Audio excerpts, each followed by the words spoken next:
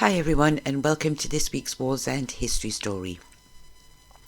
This week I am covering a brief history of St Luke's Church, another church that I know many Wallsenders would have been married in or christened in. I was christened there just a few short years ago. I wish. I hope you will all enjoy the story. I know you have heard me say many times before that in the 1800s Wallsend was growing rapidly. It does seem sometimes that I say this rather a lot, but it is all part of the reason why a lot of buildings in Wallsend were built or expanded, and St Luke's is a perfect example of this.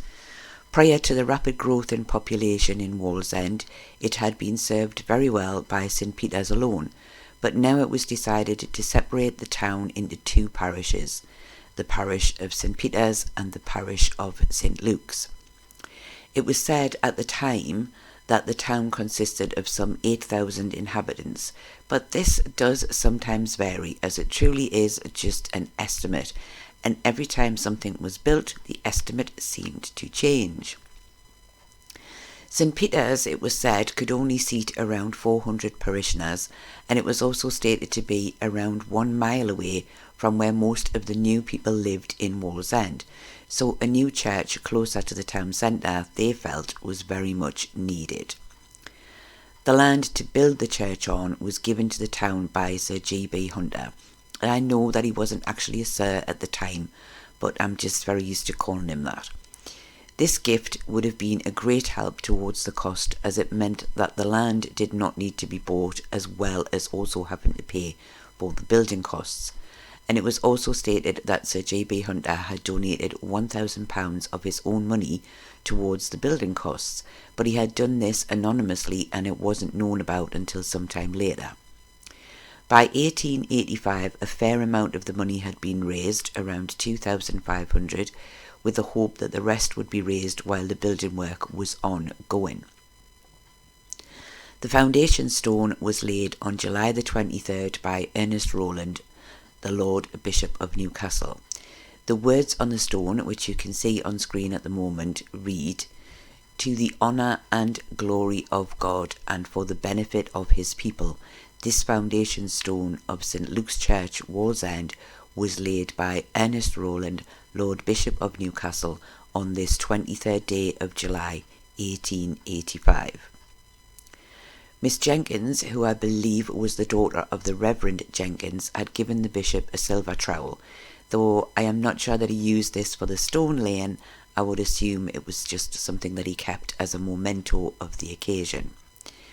It was said in one report that afterwards a tea and concert was held for those attending the stone laying ceremony, but it doesn't actually say where it was held.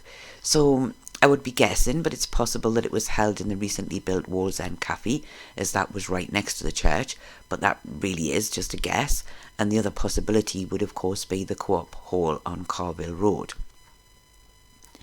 The church had been designed by Oliver and Leeson, architects of Newcastle, and the description of the church at this time was that it would provide seating for around 550 parishioners, and that the nave would be 74 feet long and 25 feet wide, while the chancel would be 37.6 feet long and 20 feet wide. The aisles would be separated from the nave by 5 arches on either side. An article about the laying of the foundation stone states that the church will occupy a very prominent position on Station Road, though I have to admit to always thinking of it as being on Frank Street, not Station Road, but really I would say that it's actually on both. The building work was to be carried out by N&R Reid of Newcastle, and the entire building would be built in local stone, and they state that the tower and spire would rise some 140 feet in height. Of course, Wallsenders will be aware that St Luke's does not actually have a spire. As although one was planned, it was decided not to build it as the foundations were felt to be too soft to hold its weight. The total cost for the building of the church was estimated to be around £6,000, but these estimates often went up, and no doubt this would be the case here too.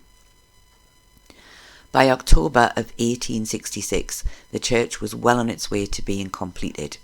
An article of the time describes how the funds had been difficult to obtain, so not all the work had been done as planned, but it was hoped it would not be too long before the rest of the church could be finished. It also now states that there will only be seating for 480 parishioners, so this has dropped from the original 550, but of course one of these figures could be wrong, as newspapers often did get their information wrong when it came to figures. The base of the tower has only been built to a height of around 18 feet and covered with a roof. As you can see from the photo on screen at the moment, the earlier church was very different to the one we see now. It was still said to be that the building must be easily seen and admired by those passing on the nearby railway lines. It was also in October of 1866 that the church was consecrated and dedicated to St. Luke.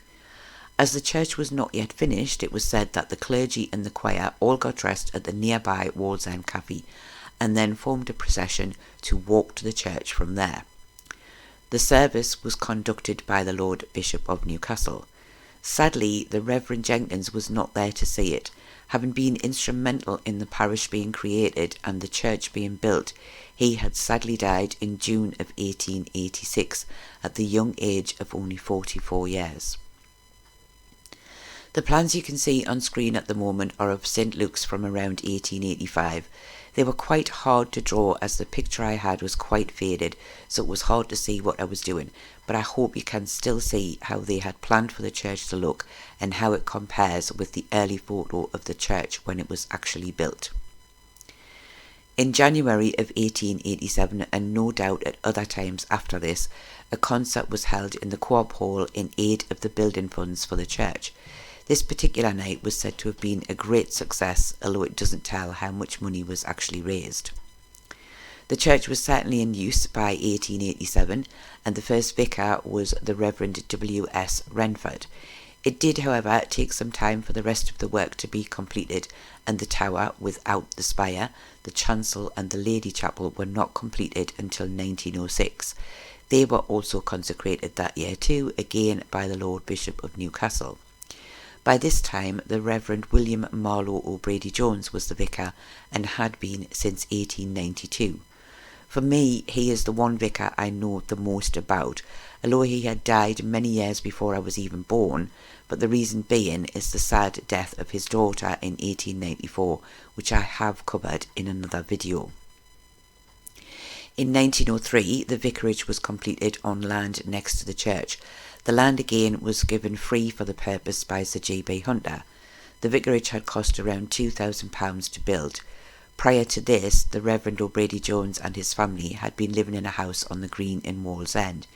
In the 1901 census, he is listed as living as what I believe is East Villa. The Reverend O'Brady-Jones died at the vicarage in 1908 and he is buried in Churchbank Cemetery. According to the book The History of the Parish of Wallsend, he has no headstone, but he actually does.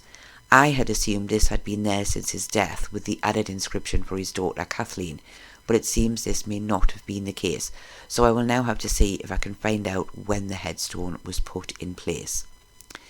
I am also of the understanding that inside St. Luke's there used to be two paintings. One was in the memory of the late Kathleen Alice O'Brady-Jones, and the other was in the memory of the father-in-law of the Reverend O'Brady-Jones. It was said they were moved some years ago as they had deteriorated over time, and that brass plaques were added where they used to be. I have never noticed these inside the church, and I do wonder if they are still there, so if anybody knows, it would be great if they could let me know. The church by 1906 would have looked almost exactly like the church we see today. The main difference would have been the entrance.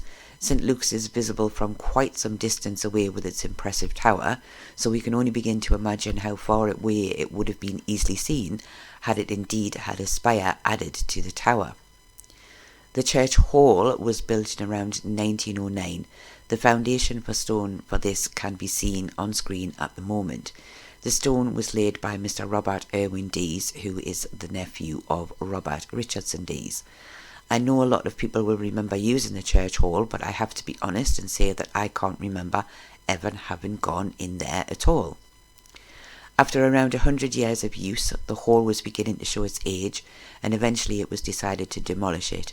In its place, a new hall, though somewhat smaller, was built, and the adjoining land was used to build a small block of flats.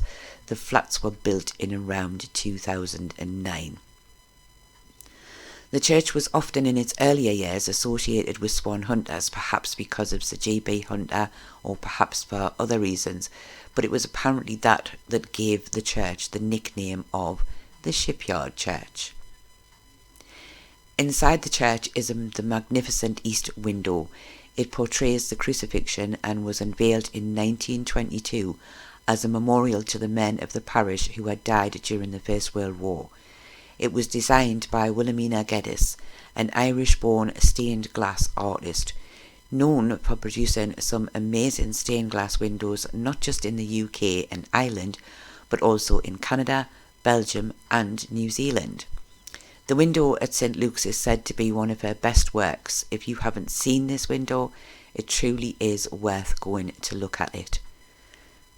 St Luke's is another popular church in Wallsend, still very much in use today, and a few years ago when I arranged a guided tour of St Luke's, a huge crowd of Wallsenders turned out to look round and hear the history of the church in person, and it was indeed a very good day.